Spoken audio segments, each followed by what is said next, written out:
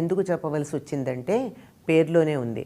మార్గ శీర్షము, దారికి తలగా ఉండేది. తల అంటే ప్రధానమైనటువంటిది అని ఒక అర్థం, దారి చూపించేది అని. ఎవరైనా వెళ్ళేది, ప్రవేశించేది కాళ్లతో అడుగుపెట్టినా ముందుగా ఎలా ప్రవేశిస్తాం? తలనే ప్రవేశపెడతాం. వంగి వెళ్ళాలన్నా తల పెడతాం, లేదా లోపలికి ప్రవేశించబోయే ముందు, అడుగు పెట్టడానికి ముందు లోపల ఎవరున్నారా అని చూడడానికి తలనే పెడతాం. తల ప్రధానము, ముందు ప్రవేశించేది అని అర్థం. కనుక దారిలో ముందుగా వెళ్ళేటటువంటిది, దారి చూపేటటువంటిది, సంవత్సరానికంతా మార్గదర్శనం చేసేటటువంటిది ముందుండేది మార్గశీర్షము.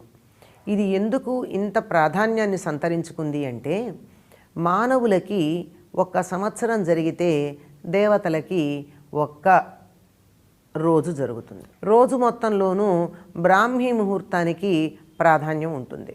బ్రాహ్మీ ముహూర్తం అంటే